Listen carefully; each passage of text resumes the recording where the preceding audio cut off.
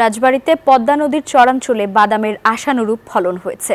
কষ্টে ফলানো সোনার ফসল ঘরে তুলতে ব্যস্ত সময় পার করছেন কৃষানীরা।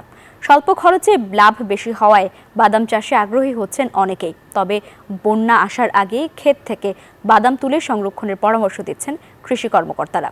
মিঠুন গোস্বামীর তথ্যচিত্রে ডেস্ক রিপোর্ট। রাজবাড়ীর পাংশা উপজেলার হাবাসপুর চরাঞ্চলের কৃষক শহীদুল ইসলাম গত বছর পদ্মার চরে ২০ হেক্টর জমিতে বাদামের আবাদ করেন তিনি।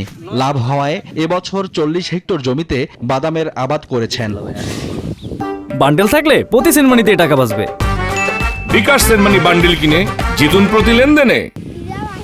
শুধু শহীদুল ইসলামই নন, তার মতো অনেকেই বাদাম চাষ করেছেন। কষ্টে ফলানো সোনার ফসল ঘরে তুলতে ব্যস্ত সময় পার করছেন কৃষানীরা। বাদাম ছাড়া অন্য ক্ষেত হয় না, কারণ পানি এক হচ্ছে পানি চলে আসে, আর হচ্ছে দ্বিতীয় হচ্ছে বালু মাটি।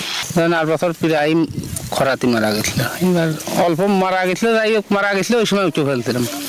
আর যা আছে এবার ফলন ভালো, দাম কমে। 1 মণ বীজ কিনলে 2 ভাই বই লাগানো যায়। চাষের খরচ আছে, তারপরে উঠানোর সময় দেন তো লোকজন তো দেখতেইছেন। অন্যান্য ফসলের চেয়ে স্বল্প খরচে লাভ বেশি হওয়ায় বাদাম চাষে আগ্রহী হচ্ছেন অনেকে।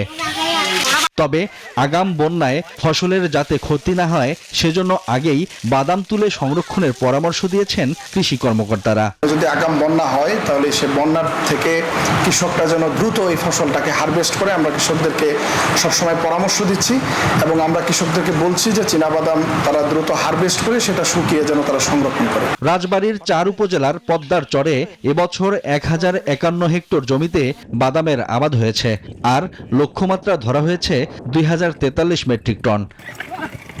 Shoaib Shamim, desk report, news 24।